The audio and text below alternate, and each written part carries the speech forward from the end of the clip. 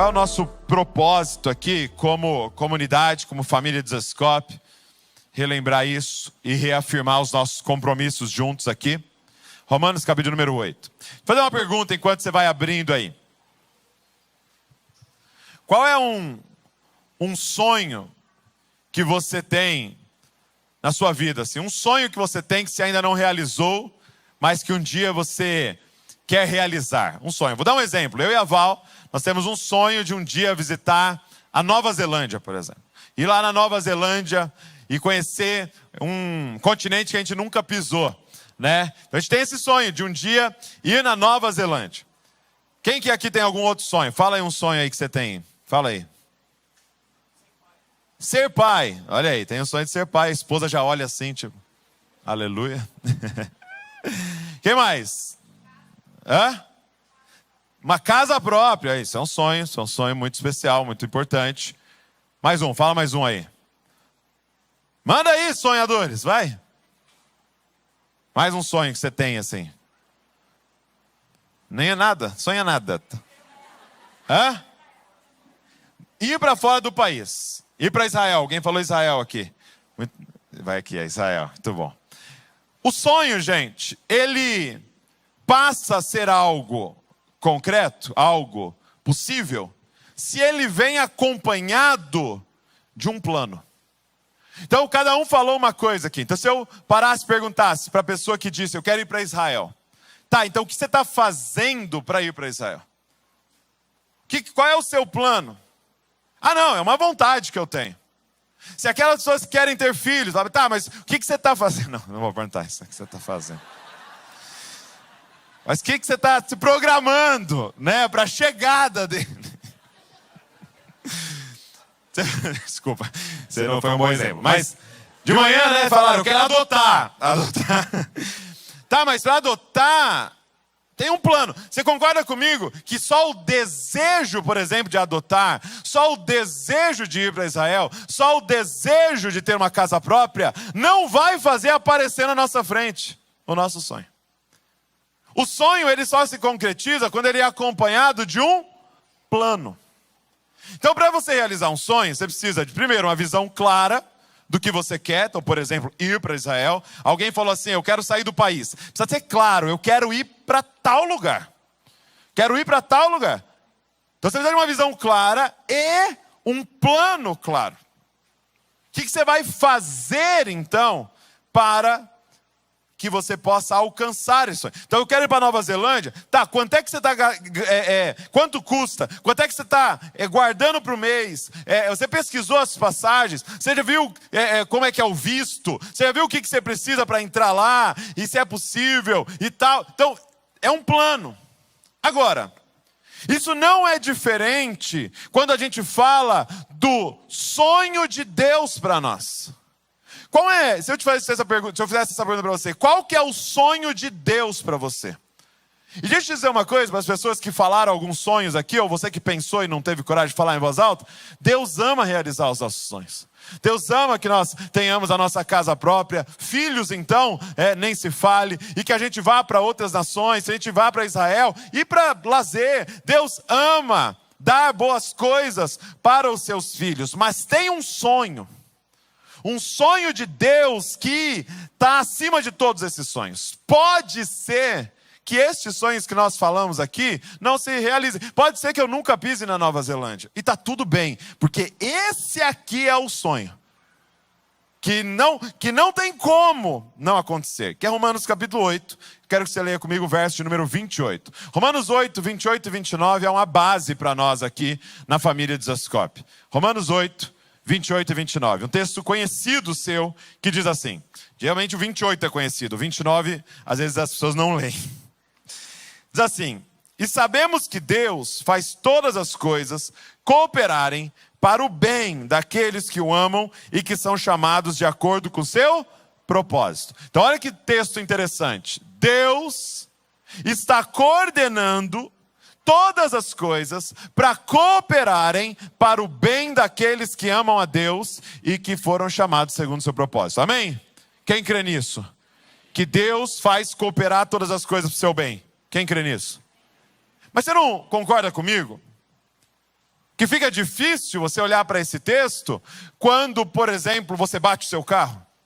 Quando, por exemplo, você foi mandado embora. Quando, por exemplo, você chega no ponto que a sua empresa faliu. Quando você recebe um diagnóstico, ou alguém da sua família recebe um diagnóstico de algo que não tem cura. Não fica difícil você olhar para esse papel com o diagnóstico e falar, tudo coopera para o bem, mas eu não estou bem.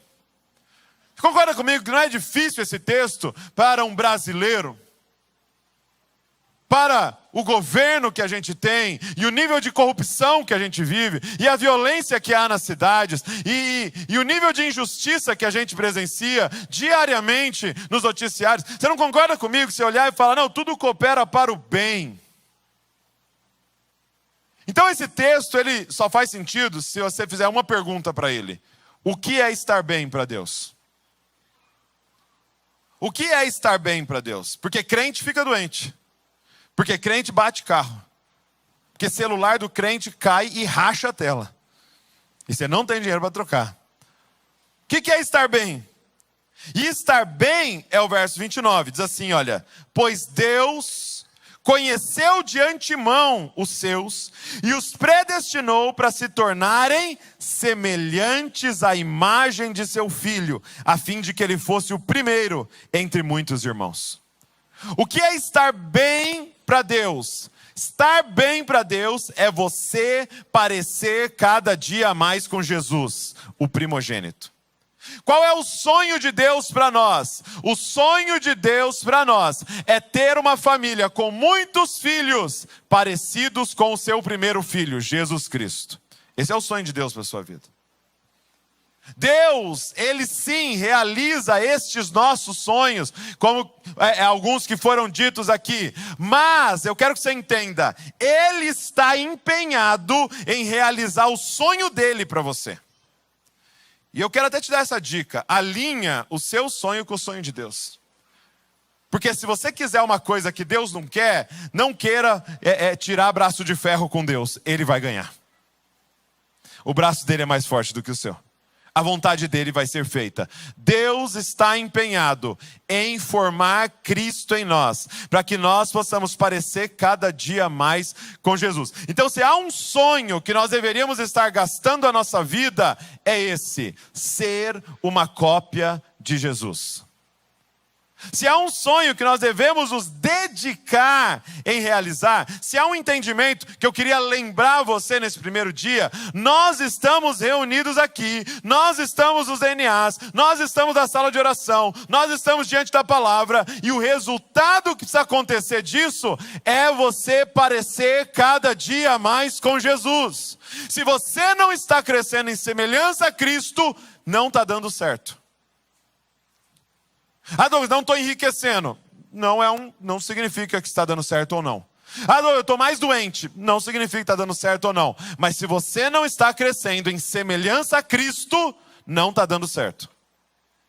Mas eu estou fazendo curso de teologia. Você está mais parecido com Cristo? Não está dando certo. Quem está entendendo, amados? Porque este é o resultado que Ele espera de nós. Uma família de pessoas que se parecem com Jesus. Por isso, a nossa comunidade se chama Jesus Cop. Família Jesus Cop. É um grupo de pessoas que se reúnem para ajudar um ao outro a se parecer mais com Jesus. Agora, com o que eu comecei falando, esse sonho não vai acontecer de forma automática. Ainda mais porque nós somos um ajuntamento de pecadores. E no automático você é levado para parecer cada dia menos com Jesus. E há uma frase no livro Praticando o Caminho que eu gostei muito.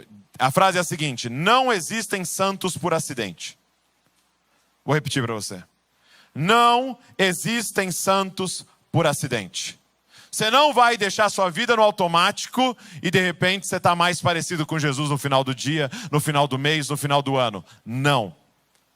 Para você realizar esse sonho, é necessário muita intencionalidade naquilo que você vai fazer. É necessário que nós paremos aqui nesse primeiro dia e façamos alguns compromissos.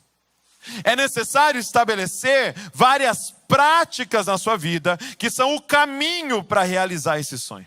Assim como alguém precisa começar a guardar dinheiro e pesquisar as passagens, ver o visto, ver a documentação, depois marcar a data, entrar no avião, ir até lá, você não vai tropeçar e cair na Nova Zelândia. Eu não vou por acidente aparecer na Nova Zelândia. Tem que ter um plano. Você não vai parecer com Jesus se você não tiver um plano claro de como fazer isso. Quem está entendendo? Quem está entendendo, gente? Então vamos lá. Quais são esses compromissos? Uma coisa importante. Esses compromissos, eu vou falar 4 compromissos que nós vamos fazer. Em cada compromisso eu vou falar de 2 práticas para a gente estabelecer para 2026. Então, eu quero desafiar a adicionar aí, ou te lembrar de 8 práticas que nós precisamos juntos fazer. E essa semana, nos DNAs, nós vamos ir mais fundo ainda nisso e juntos pensar como que a gente pode ajudar um ao outro a viver essas 8 práticas. Amém? Podemos ir? Estão preparados? Glória a Deus. Então, bora. Compromisso número 1. Abre aí Mateus 7. Nós vamos ficar aqui ao redor do Sermão da Montanha. Mateus, capítulo de número 7. Mateus 7. Verso 24. É o finalzinho do Sermão da Montanha. Então Jesus fala o Sermão da Montanha, Mateus 5, 6 e 7, falando de várias, a sua constituição, a constituição do reino de Deus. Ele está falando ali da sua interpretação da lei. Qual é o coração de Deus na lei? E ele termina assim, olha. Mateus 7, 24, quem achou, diga, eu amo a Bíblia. Diz assim, ó, quem ouve minhas palavras e as pratica é tão sábio como a pessoa que constrói sua casa sobre uma rocha firme. Quando vierem as chuvas e as inundações e os ventos castigarem a casa, ela não cairá, pois foi construída sobre rocha firme. Mas quem ouve meu ensino e não o pratica é tão tolo como a pessoa que constrói sua casa sobre areia. Quando vierem as chuvas e inundações e os ventos castigarem a casa, ela cairá com grande estrondo. Primeiro compromisso que nós precisamos fazer é viver em obediência à palavra de Deus. Gente, isso aqui, igreja é um ajuntamento de homens e mulheres que estão declarando, nós temos uma lei, uma regra de vida sobre a qual nós vivemos. Nós estamos debaixo dessa lei, dessa regra. Amado, você não é obrigado a estar aqui. Eu acredito que ninguém colocou uma arma na sua cabeça e falou, você tem que ir para a igreja. Então, se você voluntariamente deseja fazer parte da igreja do Senhor Jesus, que nós ficamos cantando que Ele está no trono, sentado governando tudo, significa que você está voluntariamente desejando estar debaixo da sua lei. É a palavra de Deus. Gente, nós precisamos fazer um compromisso aqui. Viver em obediência à Bíblia. Ao que a Bíblia fala, ao que você gosta e ao que você não gosta. E só tem um jeito, a Bíblia, a própria Bíblia descreve a palavra como lâmpada, como aquela que ilumina o nosso caminho. E a lâmpada, ela só funciona para iluminar se ela estiver no lugar mais alto. Se lá na sua casa tem umas lâmpadas, que nem aqui, ó, tem lâmpada aqui embaixo. Isso aqui é decoração. Porque ela só é iluminação se ela estiver no lugar mais alto. Então na vida de muita gente a Bíblia virou algo decorativo. Por quê? Porque é um a mais. Olha lá a Bíblia, que bonitinha, piscando para nós aqui. Ela só funciona se ela estiver acima da sua vontade. Se ela estiver acima de tudo na sua vida. Se ela iluminar a sua vida. Amados, por exemplo, isso é o único jeito de um casamento segundo a vontade de Deus. Tem alguns assuntos que eu e a Val, mesmo depois de 17 anos de casado, eu falo, não, eu penso assim. Aí a Val fala, não, mas eu penso assado. E aí? Vai ser assado. Não é brincadeira. Eu penso assim. Lá na sua casa é igual? Vocês divergem em alguns assuntos? É por isso que, se o assim está alinhado com a palavra de Deus, não é que vai ser feita a vontade do Douglas, vai ser feita a vontade de Deus. Se o assado está alinhado à vontade de Deus, não é que eu tenho que negar, é que nós vamos fazer a vontade de Deus. E se os dois estiverem errados, os dois têm que negar a si mesmo e falar, tá, mas o que Deus pensa sobre o assunto? É quando os dois se encontram numa opinião superior à nossa. É a palavra de Deus. É obediência à palavra de Deus. Deixa eu te dizer uma coisa, nós não vivemos para obedecer os nossos sentimentos. Eu vou repetir, não obedeça aos seus sentimentos. Ah não, eu vou fazer isso porque eu sinto que. Não, faça isso porque a palavra de Deus diz. Ah não, Douglas, eu estou pensando em separar do meu marido. Por quê? Porque eu sinto que. Não. Estou pensando em separar da minha esposa. Não, porque eu sinto que. Não, vai em obediência à palavra de Deus. Ah não, vou tomar essa decisão porque eu senti. Vou tomar aquela decisão porque eu senti. Não, vai em obediência à palavra de Deus. Quem está entendendo, amados? É um compromisso que nós temos que fazer como igreja. Nós vivemos em obediência à palavra de Deus. Não obedeça aos seus sentimentos. Não obedeça à sociedade. Ah não, mas todo mundo faz isso. Sua mãe já te disse, cara. Você não é todo mundo. Não é porque todo mundo está fazendo está certo. Só está certo se a palavra de Deus diz que está certo. Mas está todo mundo assistindo. O que tem? Não interessa. Pode estar todo mundo assistindo. Se a palavra de Deus nos aponta de forma clara que isso não deveria estar sendo exposto aos nossos olhos, não assista. Mas todo mundo que tem empresa faz isso. Não interessa. A palavra de Deus aprova as práticas da sua empresa, as suas práticas como profissional liberal. Não, então não faça. Não obedeça à sociedade. Nós não fomos chamados para o caminho largo, para onde todo mundo está indo. Nós somos chamados para o caminho estreito. Não obedeça a Mamon. Não obedeça a Mamon. Ai, Douglas, mas eu preciso desse dinheiro. E eu sei que aqui, gente, é um campo complexo. Eu sei que as necessidades das nossas famílias, mas deixa eu te dizer para você, Deus é um pai e cuida daqueles que decidem ser fiel. Confie em Deus. Confie em Deus, empresário. Confie em Deus, você que é profissional liberal. Confie em Deus, você que é funcionário. Ele é justo, Ele cuida. Douglas, mas se eu decidir andar certo, eu vou passar fome. Amado, não vai passar fome. Primeira coisa, procura a gente aqui. Nós vamos dar um jeito juntos aqui, te ajudar. Temos cesta básica aqui, você não vai passar fome. Mas vamos dizer que aconteceu alguma coisa e você passou fome e você morreu de fome. Imagina que honra chegar diante de Deus. Fala, Deus, morri de fome. Aí Deus fala, não, eu esqueci, não vi você, meu. Morreu, mas não tem problema. Agora você está diante de mim eternamente e nós vamos reinar durante toda a eternidade. Primeiro, você não vai morrer de fome. Você vai até dar uma emagrecida de cadeira. Seja fiel, não obedeça a Mamon.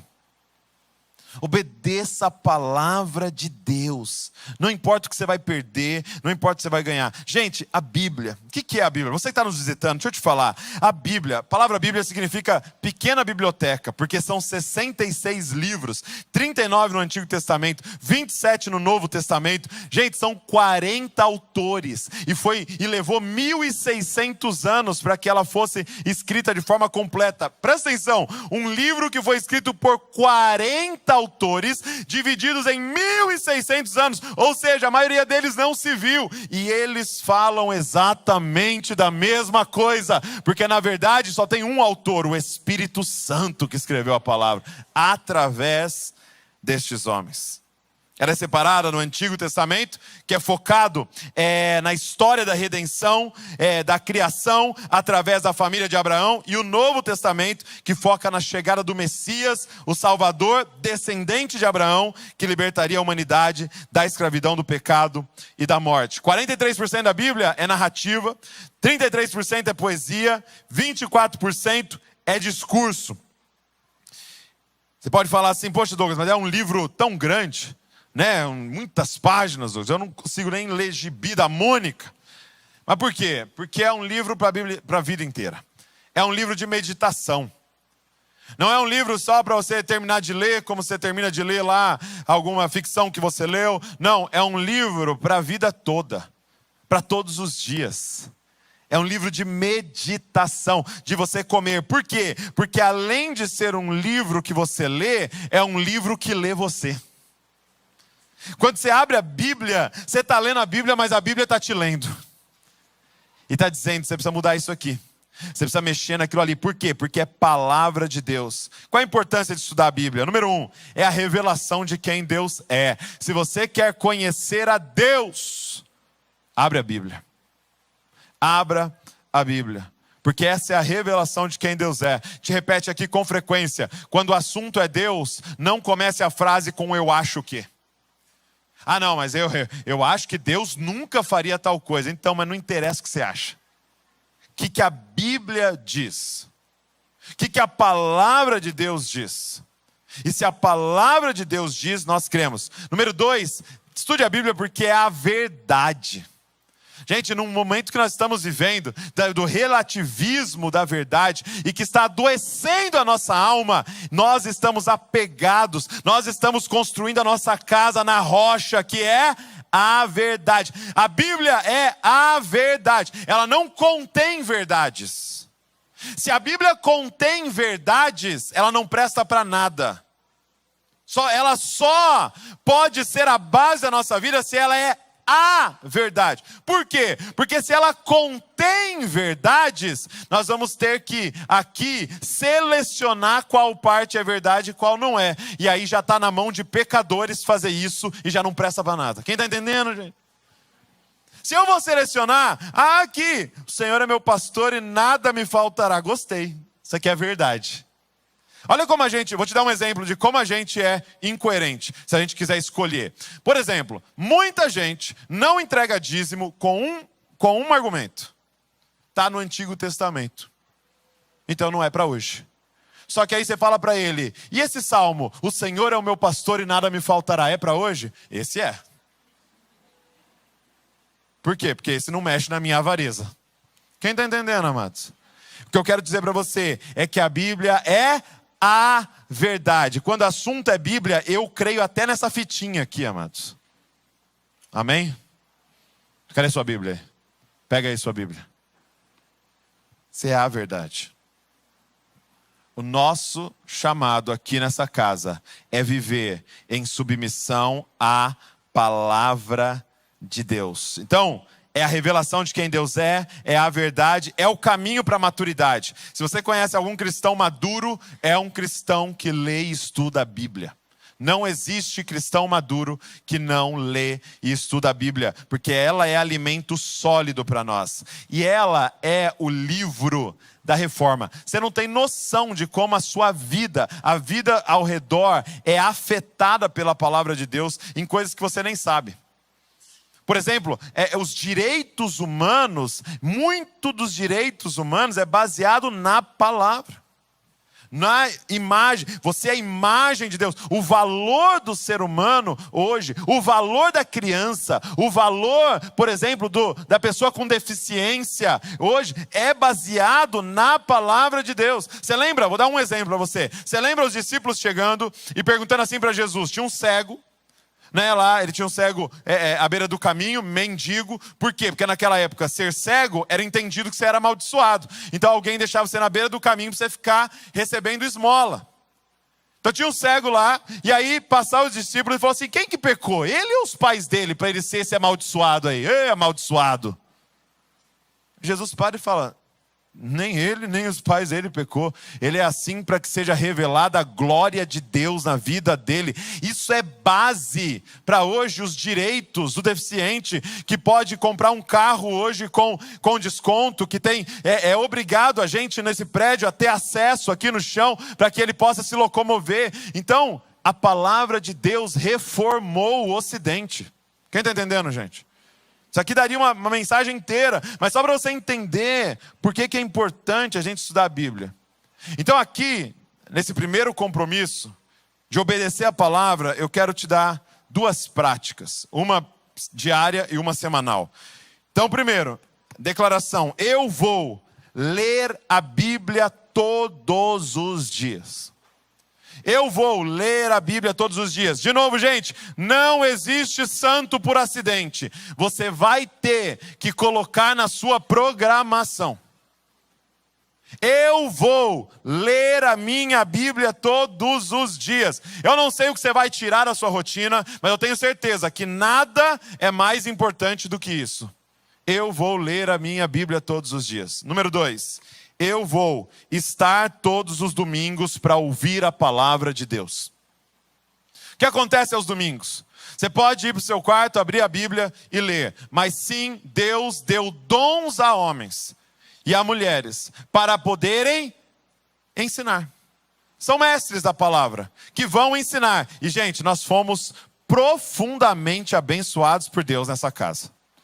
Com homens e mulheres que são homens dons de Deus, que estão em cima desse púlpito ensinando a palavra de Deus. Então, eu queria te falar uma coisa para esse ano. Não falte aos domingos. Não falte aos domingos, porque nós estamos aqui como igreja construindo entendimentos. Para isso ir sendo formado em nós e nos transformando, para que a gente possa aprender mais sobre a palavra de Deus. Não falte aos domingos. Tá, meu aniversário caiu no domingo, comemora no sábado. Marca com o pessoal à noite, porque vocês vêm todo mundo de manhã. Ah, mas eu quero, meu time vai jogar à noite, vem de manhã. Ah, mas eu quero assistir a corrida, vem à noite. Quem está entendendo, amado? É um compromisso. É um compromisso. Douglas, vir aos domingos salva? Não, é a cruz de Cristo que te salva. Mas vir aos domingos você ouve sobre o seu Salvador. Você ouve sobre a palavra do teu Salvador. Você adora o seu Salvador em comunidade. Então, é um compromisso. Ler a Bíblia todos os dias e estar na sua comunidade, ouvindo a exposição da palavra de Deus todos os domingos. Número 2, segundo compromisso. Se eu quero um plano para me parecer com Jesus. Número 2, amar a Deus de todo o coração. Mateus 22, 37, 38 diz assim. Jesus estava sendo questionado pelos líderes religiosos de qual era o maior mandamento. Jesus diz assim, verso 37. Jesus respondeu: ame o Senhor seu Deus de todo o seu coração, de toda a sua alma, de toda a sua mente. Este é o primeiro e maior mandamento. Ô gente, olha isso. Tem como ser mais claro do que isso? Este é o primeiro e maior mandamento. Amar a Deus com tudo que há em nós. No Sermão da Montanha, Mateus 6, verso de número 5, ele diz assim: quando vocês orarem, não sejam como os hipócritas, que gostam de orar em público e nas sinagogas e nas esquinas, onde todos possam vê-los. Eu lhes digo a verdade, eles não receberão outra recompensa além dessa. Mas quando orarem, cada um vá para o seu quarto, feche a porta e ore a seu pai em segredo. Então seu pai que observa em segredo os recompensará. Como que uma relação de amor cresce? Como que uma relação de amor cresce, gente? Com relacionamento. Andando juntos. É assim que uma relação de amor cresce. Sabe, essa ideia de, não, no começo lá do casamento, do namoro, eu amava mais, agora eu estou amando menos, então está doente o seu casamento. Porque um casamento saudável, a cada ano você ama mais. Porque vocês estão andando mais juntos, vocês estão se conhecendo mais, vocês estão indo mais profundos no seu relacionamento. É assim que é o relacionamento com Deus. É intimidade. Como que eu amo mais a Deus? Me relacionando com Deus. E um relacionamento, eu vou usar como exemplo o casamento, ele tem duas colunas. Tem duas colunas de sustentação. A primeira coluna de sustentação é eu e a Val fazermos coisas juntos. É estar juntos. Então eu estou dirigindo, a Val está ao meu lado, a Val está lá cozinhando, eu estou lá ao lado dela, nós estamos assistindo um filme juntos, nós estamos fazendo coisas juntos. Então, não é um momento onde um está dedicado exclusivamente ao outro. Não, nós estamos fazendo outras coisas, mas juntos. Primeira coluna de sustentação do nosso relacionamento com Deus é o que Paulo chama do orar sem cessar. É o que o irmão Lawrence chama de o praticar da presença de Deus. Primeira coisa, você precisa estar consciente da presença de Deus o tempo inteiro. está dirigindo e você fala, Senhor, você está aqui do meu lado. Você está tomando banho e você fala, Senhor, o Senhor está aqui me lavando. Você está lá escovando o dente e fala, lava, Senhor, essa boca suja que eu tenho aqui. Que eu não fale mal de ninguém hoje, Senhor. Você está lá cozinhando e você falando, Senhor, Tu és o meu alimento. Tu és o pão vivo que desceu do céu. Você está o tempo inteiro consciente da presença de Deus. E, gente, isso é um treino. Por exemplo, algumas pessoas fazem, para treinarem isso, colocam o celular para despertar de 30 em 30 minutos. De 1 em 1 hora. Para lembrar, eu estou diante do Senhor. O Senhor está aqui. Eu estou trabalhando, o Senhor está aqui. Eu estou no meu casamento, o Senhor está aqui. O tempo inteiro, o Senhor está aqui. Eu estou jogando bola e levei uma falta, o Senhor está aqui. Não xinga, amado. Dá outra face. O Senhor está aqui. O Senhor está aqui. Então, primeira coluna é esse viver juntos. É o praticar a presença. Mas aí tem uma segunda coluna. Se eu e a Val fizéssemos todas essas coisas juntos, isso não pode ser parecido com um relacionamento de amizade. O que caracteriza a nossa aliança e o nosso casamento? Tempo de intimidade. Entra no seu quarto, fecha a porta. O que significa? Por que eu e a Val somos casados? O que mostra que nós somos casados? Nós temos um quarto que é só nosso. Isso é um casamento. O nosso relacionamento com Deus são essas duas colunas. Sim, orar sem cessar, o tempo inteiro eu estou em oração, mas você tirar tempo a sós com Deus. De intimidade. O que significa intimidade, gente? Basicamente, intimidade significa segredos. Significa que você revela partes para Deus que você revela só para Ele. Que você fala coisas para Deus que você fala só para Ele. É intimidade. Paulo, em 2 Coríntios, capítulo número 12, ele fala que ele foi ao terceiro céu. E lá no terceiro céu ele viu coisas. Aí você fala, meu Deus, agora ele vai nos abrir o rolo para a gente saber tudo do terceiro céu. Ele fala, eu vi coisas que não tem como falar. Inefáveis. Aí você fala, poxa, Paulo, podia ter escrito mais um livro da Bíblia aí, chamado Terceiro Céu, e falado tudo para nós. Mas por que ele não fala? Porque era intimidade. Intimidade. São segredos que ele tem com Deus, que Deus tem com ele. São as coisas que você fala para Deus. Então, eu queria que você fizesse um compromisso de amar a Deus de todo o seu coração, de crescer nesse relacionamento com Deus. E como isso? Com uma coisa diária e uma coisa semanal. Se você quer crescer na sua vida de oração, deixa eu te falar isso antes de a gente entrar nas duas práticas. Primeiro, você precisa entender, Deus é o seu Pai. Você quer crescer na sua vida de oração? Cresça na revelação da paternidade de Deus. Porque muita gente é afastada da vida de oração porque vê Deus como um chefe, vê Deus como um juiz. E aí você vai ficando assim, mas eu estou com medo. Mas eu vou lá de novo. Mas eu pequei, que eu vou falar para Ele? Ele é o seu Pai. Ele não vai rejeitar você se você for para diante da presença dEle. Deixa eu te dizer uma coisa que mudou minha vida. Deus, ao te chamar, ao te salvar, já conhecia o seu futuro. Ou seja, o seu pecado, o seu erro não é novidade para Deus. Você não pegou Deus de surpresa. Então, se Ele te escolheu, sabendo de algumas coisas que você ia fazer, Ele estava dizendo ao te escolher, mesmo sabendo de algumas das suas debilidades, eu quero você como filho e eu vou te ajudar a vencer essas coisas. Quem está entendendo? Então vá para diante do seu Pai de amor. Número 2, gente, oração é uma conversa com uma pessoa. Sim, é o Rei dos Reis, mas é o seu Pai. Então é uma conversa com uma pessoa. Então tira as máscaras. Não tem performance. Amado, pelo amor de Deus, não muda a voz quando você vai orar. Não tenta usar outra linguagem. Eu nunca vi, você nunca fala voz. Por que você ora a voz? Você é de Bragança Paulista, você não fala tu. Por que do nada você fica falando tu? Acho que Deus ficou olhando e falando, dando risada. Tipo, o Bragantino falando do nada aqui. Você não sabe nem conjugar o verbo com voz.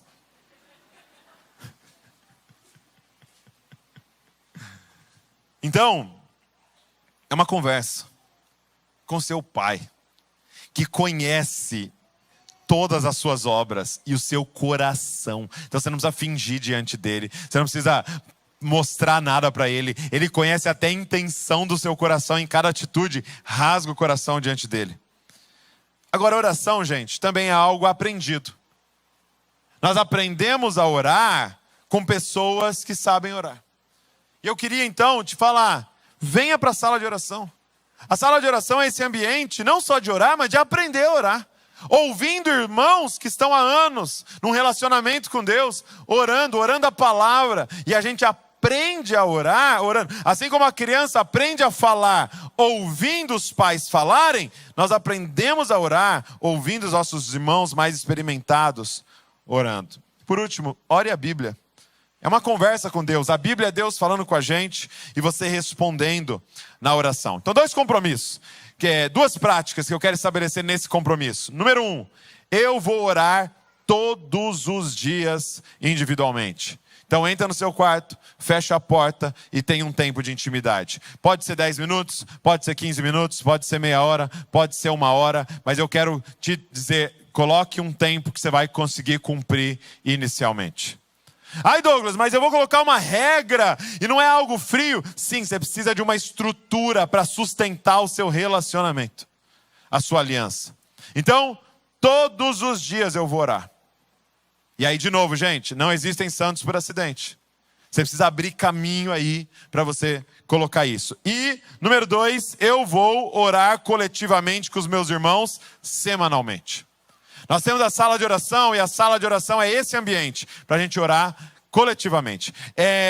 A sala de oração, gente, é um exercício de humildade. Porque quando você vem para a sala de oração, é um ambiente onde você não fez a pauta.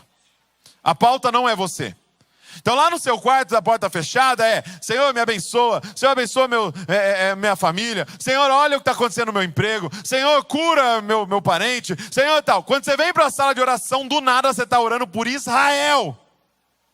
E a minha pergunta é, você consegue orar por Israel? Ou você consegue orar só sobre as suas coisas? Aí você está orando pelos adolescentes perdidos de Bragança.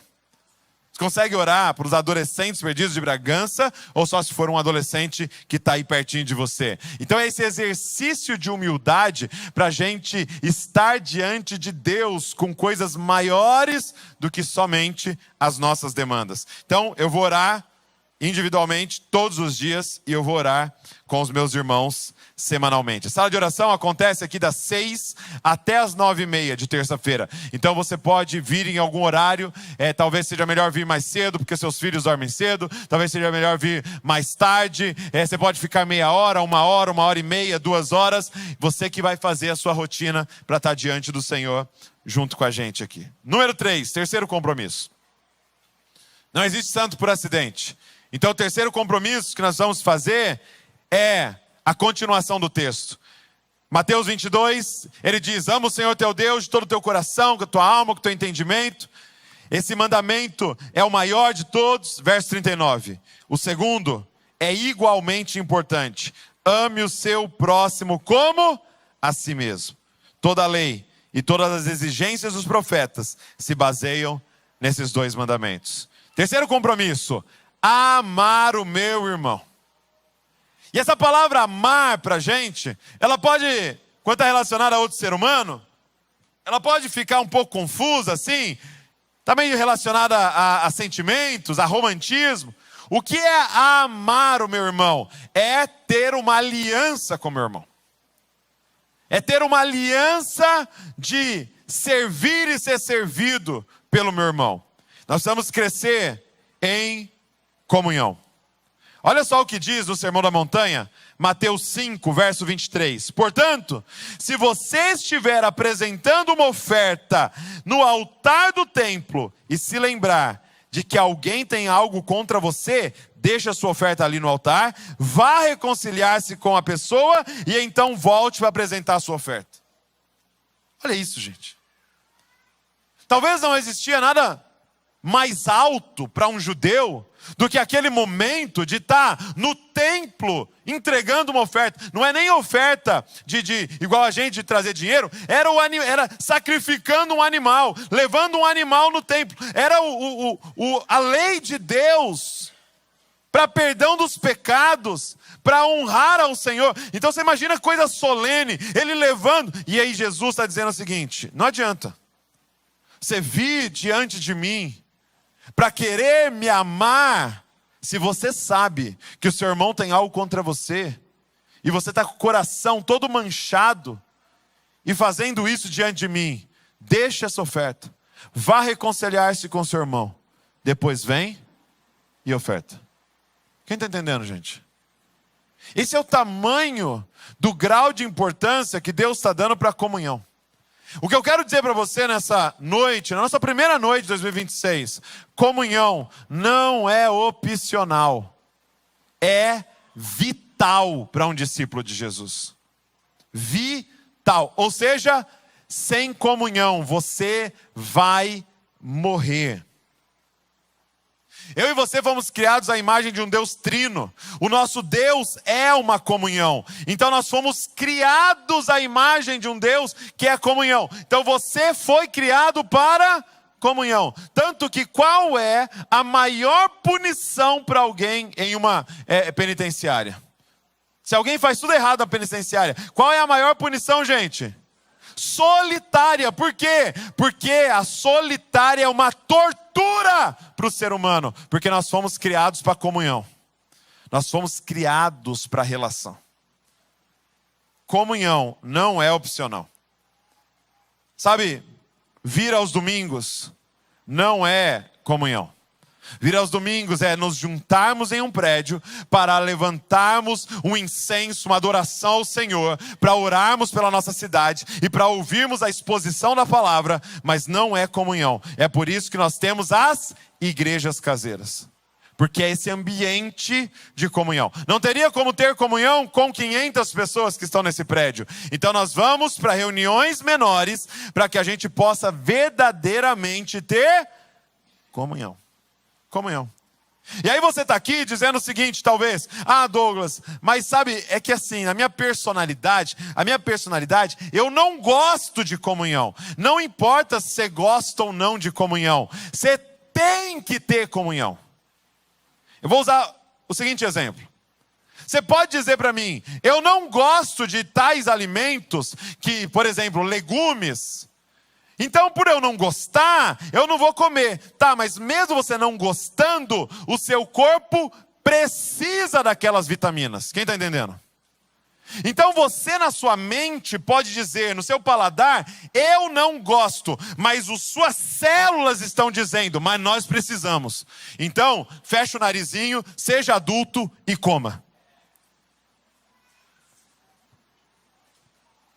Você pode dizer, por causa da nossa personalidade e por a gente ter sido afetado pelo pecado: ai, eu não tenho facilidade para comunhão. Mas eu estou dizendo através da palavra: mas é vital para a sua vida. Vá mesmo não gostando.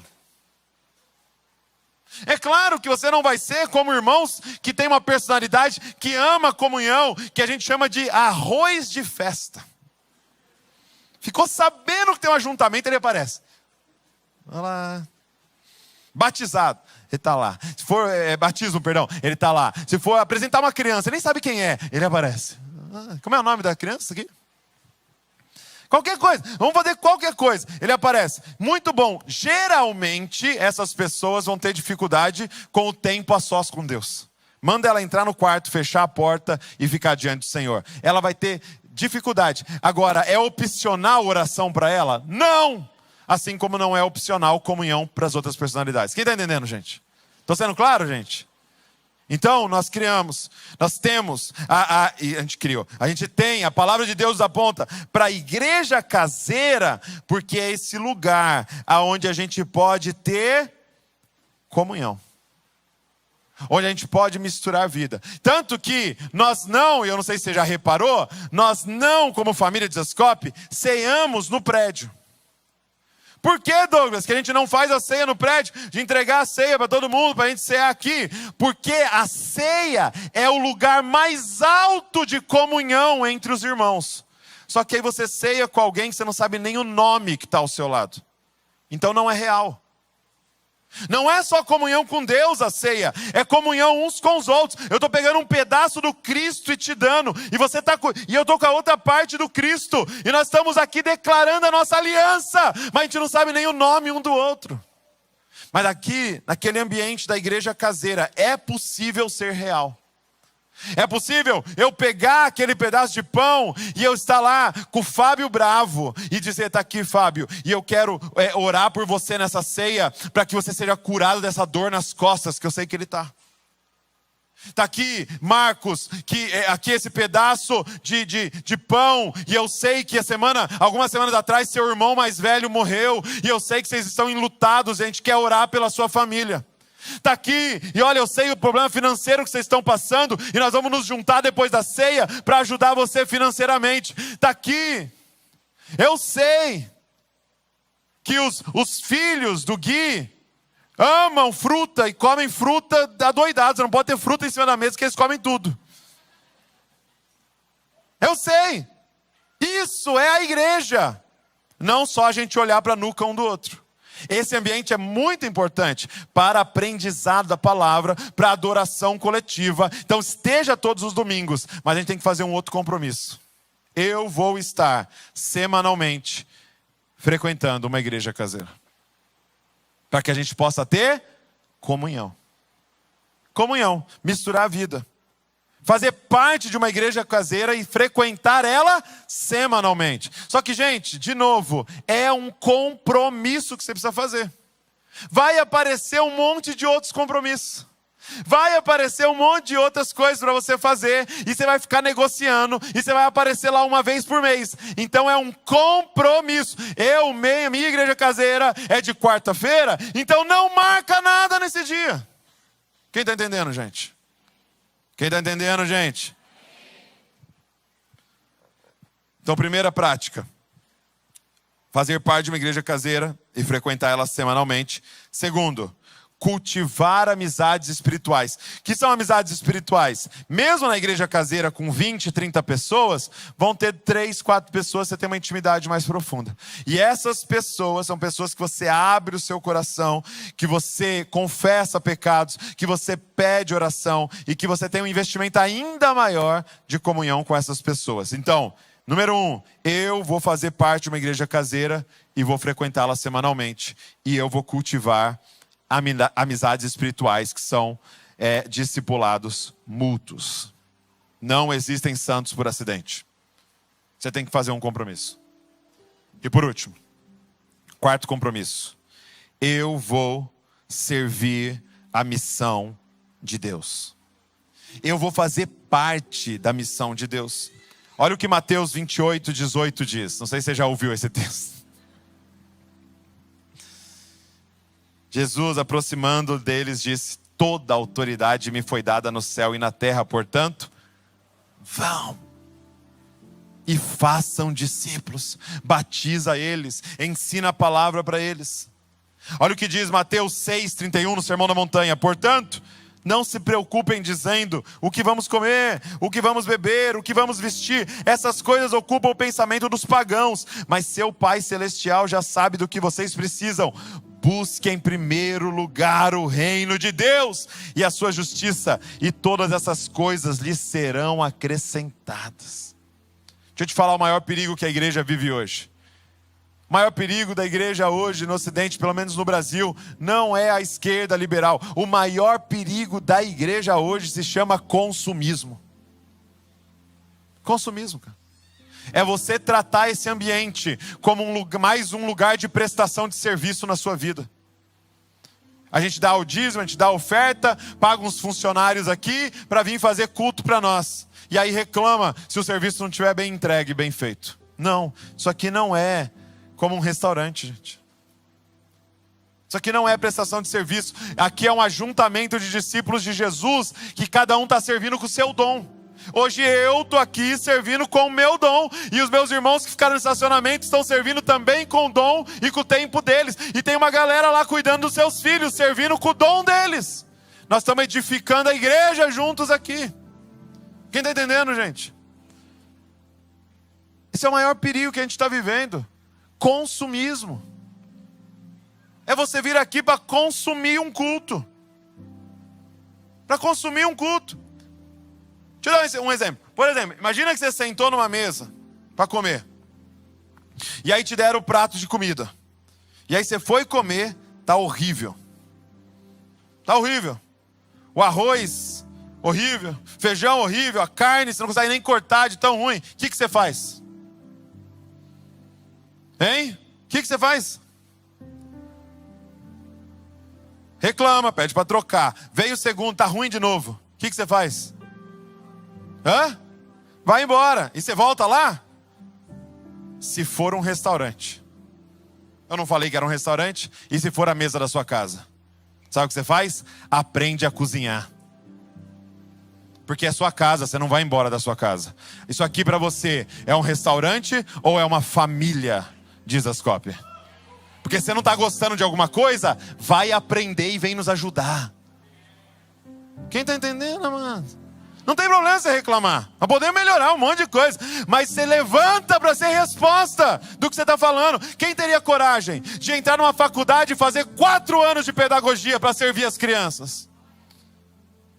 Ah não, mas eu vou procurar outra que sirva melhor. Ah não, vou procurar outra que a palavra é de tal jeito. Ah não, vou procurar outra que o ar-condicionado. Então vamos ajudar aí com dinheiro para nós fazer alguma coisa. Levantem-se. Nós estamos edificando isso juntos. Nós precisamos participar da missão de Deus. Então eu preciso que você sirva a sua comunidade. Eu falo sua comunidade porque tem gente daqui, tem gente nos visitando. Com seus dons e com seu tempo.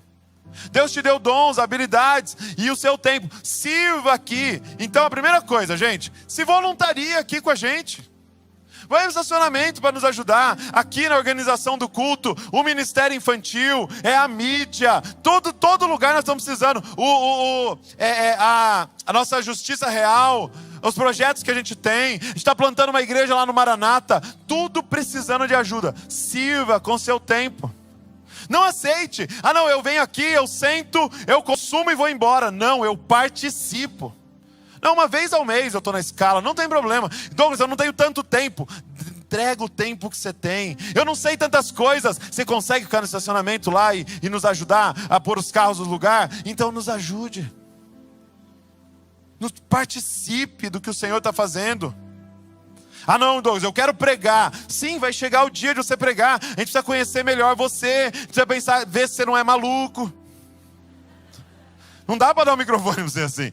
Você tem uma vida reta diante do Senhor. E aí vai chegar o dia que você vai pregar. Mas não fique esperando. Enquanto isso, você teria humildade de servir em outras coisas? Ou não, você só prega? Mas número 2, sirva também com seus recursos. Oferte e dizime. Oferte e dizime na sua igreja. Na igreja que você faz parte. Dízimo na igreja que você faz parte. Oferte, seja fiel nos dízimos. Seja fiel nas ofertas. Seja generoso. Você está fazendo parte da missão. Gente, isso aqui é uma missão. Nós estamos plantados em uma cidade, uma região, fazendo missão nessa... Ai, mas eu nasci em Bragança. Mesmo assim, nós estamos em missão nessa cidade. Então você ofertar na sua comunidade, você está ofertando em missão. Oferte na sua igreja, ou dizime na sua igreja. Nós precisamos crescer nessa responsabilidade, gente. Nós vamos participar do que Deus está fazendo. Eu lembro que eu estava no Japão e um pastor me contou algo interessante, que ele convidou um japonês para ir na igreja. E aí o cara aceitou. E ele foi na igreja tal, e ele sentou lá com o japonês, e aí começou o culto, né? E tal. E aí começou a hora da oferta. Como todo amigo crente, né? Falou, ó, seguinte, agora é oferta, né? É o momento que a gente dá os dízimos, ofertas, para ajudar na manutenção. Mas você não é membro da igreja, fica tranquilo, não se constranja, você não precisa dar nada. Sabe o que o japonês falou? O japonês ficou ofendido. E ele disse assim para o amigo, ele falou assim, como eu vou sentar numa cadeira, ficar num ar-condicionado, e alguém parou a vida para estudar, para me dar aqui uma aula, e eu não vou dar nada? Ele estava ofendido em não ofertar. Quem está entendendo, gente? Então deixa eu te dizer uma coisa. Se você faz parte da família Desascope, e você pode dizer assim: Douglas, eu não oferto, eu não entrego o meu dízimo aqui, porque eu não confio em como vão administrar o meu dízimo. Deixa eu te dizer uma coisa, não tem problema. Só acha uma igreja que você confia e seja generoso.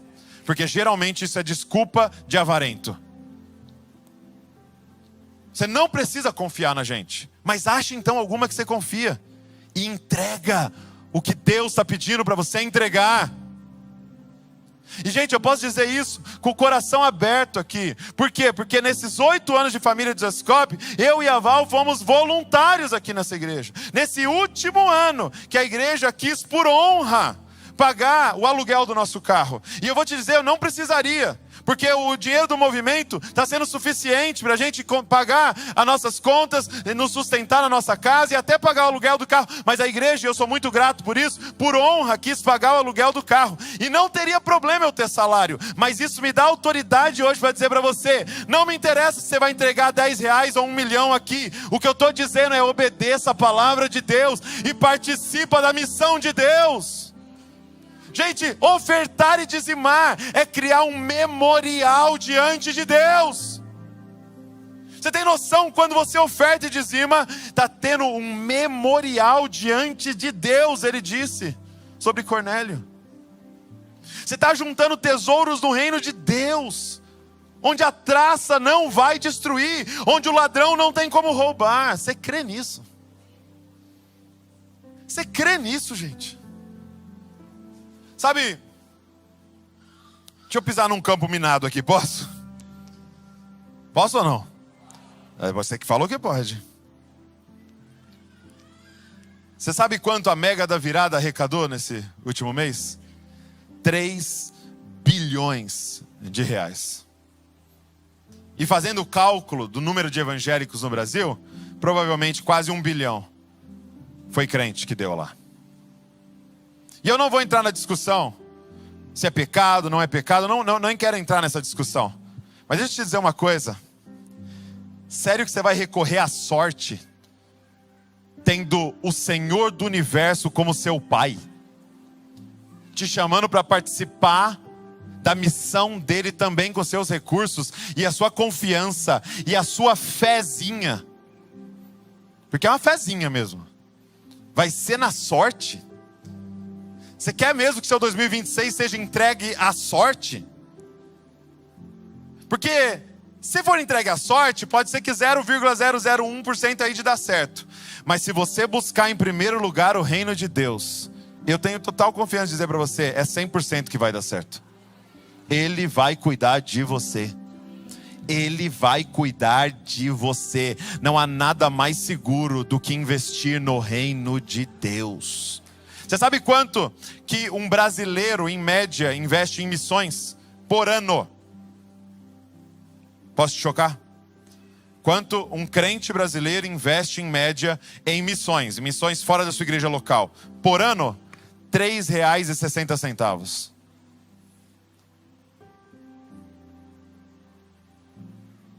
Talvez você não deu nem R$1 para missões no último ano. E você deu para loteria. E você fez apostas. Você está apostando com a sua vida. Oferte para missões. Sirva a Deus com seus recursos. Sirva a Deus com seu dinheiro. Gente, Deus é fiel. Deixa eu te dizer uma coisa. Nós não fazemos aqui por barganha. Mas nós poderíamos ficar a noite inteira te contando testemunhas da fidelidade de Deus com aqueles que são generosos. Deixa eu contar um testemunho da Val recente. A Val chegou para mim e falou: Douglas, eu queria muito ofertar na vida de uma pessoa, um amigo nosso que iria para uma reunião para falar sobre Israel. Não era nem para ir para Israel, era para ir para uma reunião para falar sobre Israel. E Israel é uma parada que queima muito profundo no coração da Val. E aí eu falei: bora, vamos ofertar. E a gente separou um dinheiro e ofertou na vida dele para ele ir lá para a reunião. Não passou coisa de 1, 2 semanas. A Val recebe uma ligação com um convite. O governo de Israel estava pagando tudo para ela passar 10 dias lá em Israel.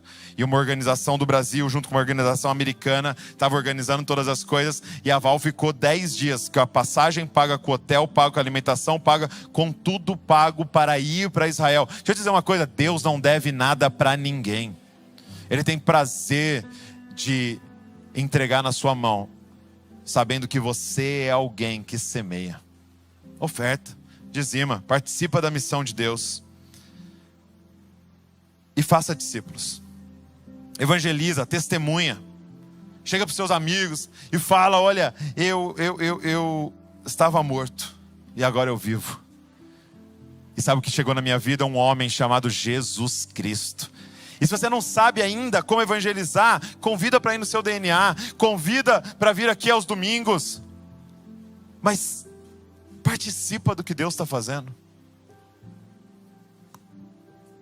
Compromisso, eu vou servir a missão de Deus. E aqui são 2 práticas. Número 1, eu vou servir em alguma área da minha comunidade.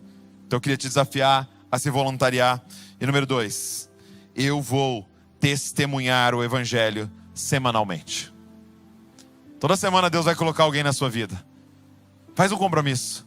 Eu vou testemunhar do evangelho semanalmente. Seja para um taxista, um Uber, alguém que eu encontrei no meu trabalho, seja um amigo, uma amiga do trabalho, seja um vizinho, seja um familiar. Eu vou testemunhar do evangelho. Por quê? Porque Deus me chamou para fazer discípulos.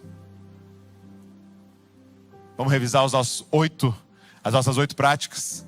Eu vou ler a Bíblia todos os dias. E eu vou estar aos domingos aqui ouvindo a exposição das Escrituras. Eu vou orar diariamente. E eu vou orar sozinho. E vou orar coletivamente com os meus irmãos semanalmente. Eu vou frequentar uma igreja caseira para ter comunhão profunda. E eu vou ter amizades espirituais. 2 ou 3 pessoas que eu possa abrir o meu coração. E eu vou servir a minha igreja local. Com o meu tempo, com os meus recursos, com os meus dons. E eu vou testemunhar do evangelho semanalmente. Essa semana no DNA, nós queremos juntos olhar para essas 8 práticas e ver como que a gente pode, além de estabelecer isso na nossa vida, como que a gente pode ser suporte um para o outro, para que a gente possa servir ainda mais. Isso que eu falei para vocês aqui, fazem parte dos 4 pilares da família de Zascope. Então, para a gente encerrar, abre comigo em Atos 2:42. Atos 2:42. O que nós estamos fazendo como igreja? Nós queremos parecer mais com Jesus. E quais são as práticas para que isso aconteça? Atos 2:42. Isso aqui fala da igreja primitiva. Ele diz assim, olha. Atos 2:42. Todos. Diga comigo, todos. É só os pastores? Só os líderes de DNA? Só os líderes de ministério? Só os vocacionados? Não. Todos se dedicavam de coração. Era mais ou menos? Era meia boca? Não. Todos se dedicavam de coração, número 1, ao ensino dos apóstolos. Então eu vou obedecer a palavra de Deus. Eu vou estudar a palavra de Deus. Eu vou conhecer a palavra de Deus. Eu serei profundo na palavra de Deus. Número 2, a comunhão. Eu vou ter comunhão com os meus irmãos. Eu vou misturar a vida com os meus irmãos. Eu vou conhecer os meus irmãos e deixar ser conhecido. Número 3, ao partir do pão, eu vou servir a missão de Deus. Eu vou partir o pão espiritual no evangelismo, mas eu vou partir o pão físico também, ofertando a vida de quem precisa, participando dos nossos projetos sociais. E número 4, nas orações, eu vou amar a Deus acima de todas as coisas. Eu vou ser alguém que tem intimidade com Deus. É isso que nós estamos fazendo como igreja. O DNA é para isso, a sala de oração é para isso, o domingo é para isso. Tudo que a gente está fazendo aqui é para que a gente possa ser essa igreja que o Senhor chamou a gente para ser. Mas é necessário que a gente renove o nosso compromisso hoje aqui, de fazer essas coisas. Fica de pé no seu lugar.